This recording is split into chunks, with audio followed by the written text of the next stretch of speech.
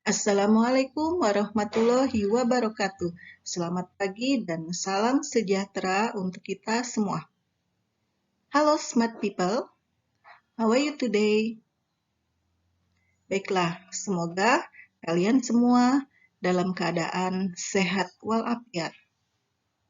Sebelum kita memulai pelajaran, marilah kita berdoa agar pembelajaran kita kali ini mendapatkan keberkahan dari Tuhan Yang Maha Esa. Let's pray.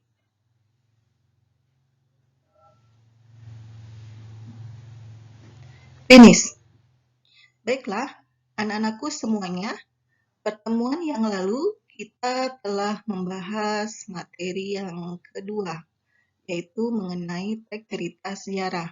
Nah, selanjutnya kita akan membahas mengenai materi teks editorial, yaitu menganalisis struktur dan kebahasaan dalam teks editorial.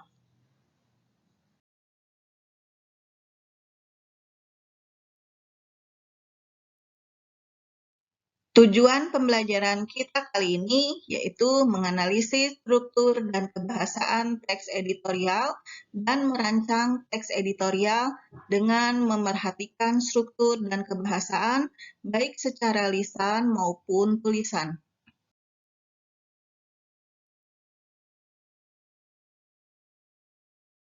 Selanjutnya, pengertian teks editorial. Istilah editorial atau tajuk rencana dalam Kamus Besar Bahasa Indonesia adalah artikel dalam surat kabar atau majalah yang mengungkapkan pendirian editorial lain.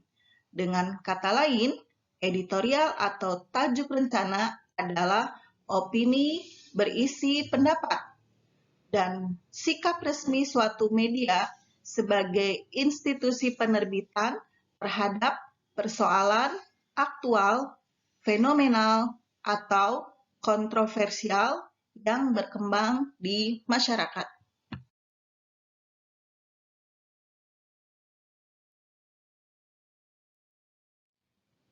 Ciri-ciri teks editorial berdasarkan golongan pers. Teks editorial terbagi menjadi dua, yaitu yang pertama, teks editorial pers papan atas, memiliki ciri-ciri sebagai berikut.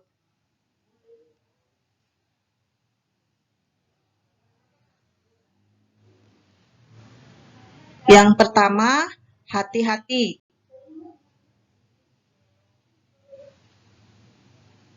Yang kedua, bersifat normatif. Yang ketiga, cenderung konservatif. Keempat, menghindari pendekatan kritis yang tajam. Yang kelima, pertimbangan aspek politis lebih besar daripada aspek sosiologis.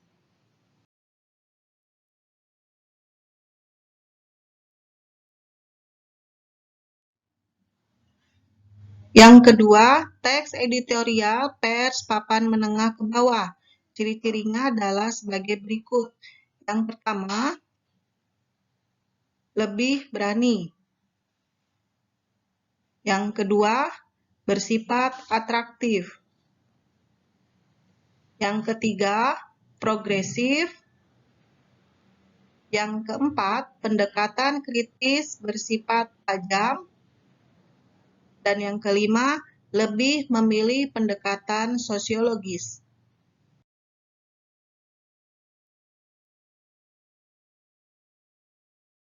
Selanjutnya, jenis teks editorial.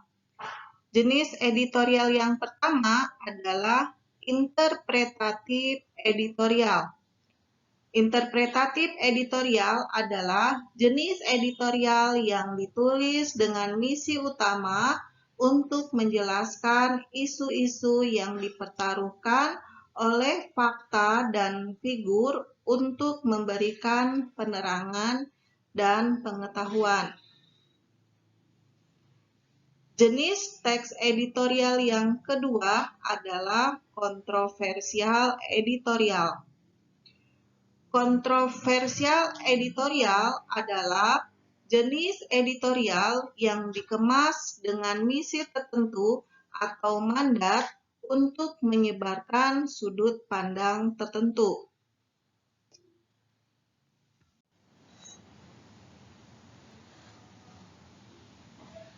Jenis teks editorial yang ketiga adalah explanatory editorial. Explanatory editorial adalah jenis editorial yang hanya menyajikan masalah untuk dinilai oleh pembaca. Selanjutnya, tipe teks editorial. Yang pertama yaitu menjelaskan.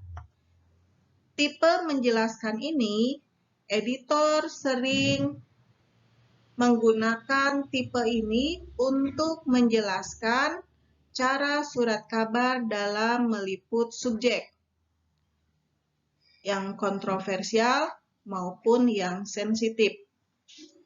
Tipe teks editorial yang kedua adalah kritis. Tipe kritis ini secara konstruktif mengkritik tindakan, keputusan, dan memberi solusi terhadap masalah yang diidentifikasi. Tipe yang ketiga adalah persuasi.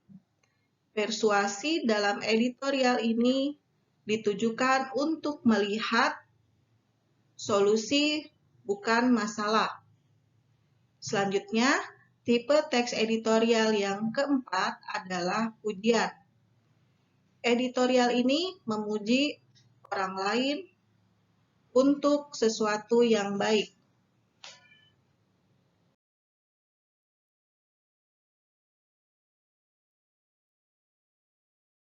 Selanjutnya, struktur teks editorial. Struktur teks editorial ada 3. Yang pertama, masalah atau pernyataan pendapat. Bagian ini berada di awal teks editorial. Bagian ini berisi sudut pandang penulis terhadap permasalahan yang diangkat. Pada bagian ini, masalah berupa pernyataan atau teori yang akan diperkuat dengan argumen. Struktur teks editorial yang kedua adalah argumentasi. Argumentasi merupakan bentuk alasan atau bukti yang digunakan untuk memperkuat pernyataan dalam tesis. Argumentasi juga dapat digunakan untuk menolak suatu pendapat. Argumentasi dapat berupa pernyataan umum atau dapat juga berupa data hasil penelitian, pernyataan para ahli, atau fakta yang didasari referensi yang dapat dipercaya. Struktur teks editorial yang ketiga adalah penegasan ulang. Pada bagian ini berisi penguatan kembali pendapat atau argumen yang ditunjang oleh fakta dalam bagian argumentasi. Pada bagian ini, penulis mengungkapkan opini atau pendapatnya terhadap permasalahan yang terdapat dalam teks editorial. Selanjutnya, kebahasaan dalam teks editorial. Yang pertama, kalimat retoris. Kalimat retoris adalah kalimat pertanyaan yang tidak ditujukan untuk mendapatkan jawaban. Contoh, apakah ini cermin kegagapan kita saat ini dalam kesiagaan bencana? Kebahasaan yang kedua adalah kata-kata populer. Penggunaan kata-kata populer bertujuan untuk memudahkan pembaca memahami isi teks editorial. Tujuan pemakaian kata-kata populer adalah agar pembaca merasa rileks meskipun membaca masalah yang serius dipenuhi dengan tanggapan kritis. Kebahasaan teks editorial yang ketiga adalah kata ganti penunjuk. Ciri kebahasaan teks editorial yang ketiga ini yaitu kata yang merujuk pada waktu, tempat, peristiwa, atau masalah lain yang menjadi fokus ulasan. Yang keempat, menggunakan konjungsi kausalitas. Ciri kebahasaan teks editorial konjungsi kausalitas yaitu menyatakan hubungan.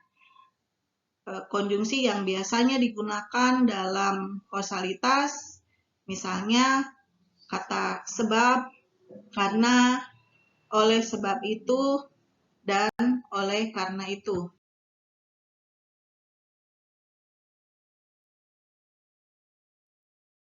Rancangan teks editorial.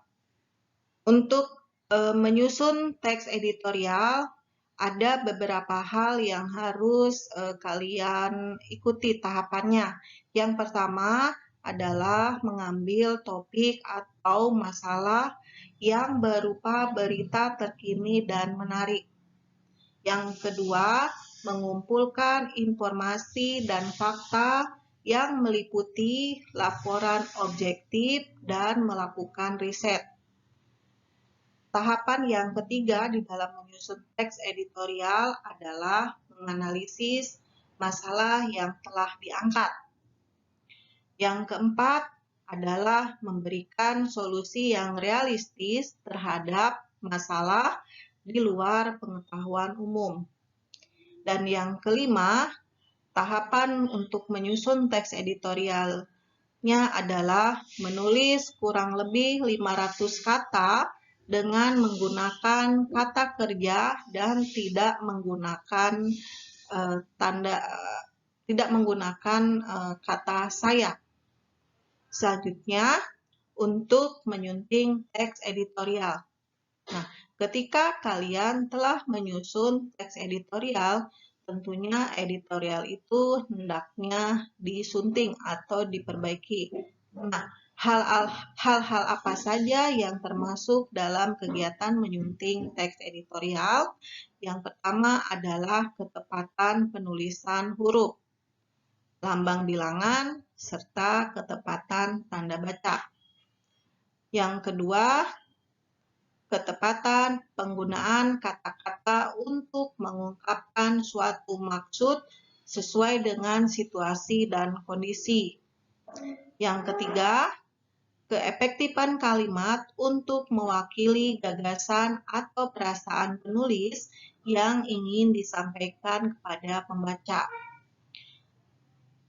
Tahapan menyunting editorial yang keempat adalah struktur kalimat yang baik, yaitu mengandung unsur subjek dan predikat. Akan tetapi, dalam unsur tertentu dapat digunakan kalimat yang tidak lengkap.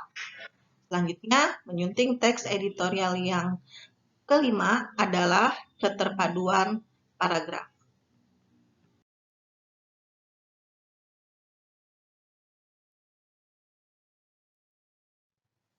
Sekian pembelajaran kita kali ini.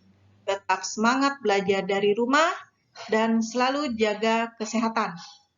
Tetap semangat. Terima kasih. Wassalamualaikum warahmatullahi wabarakatuh. Selamat pagi. Salam Smart People.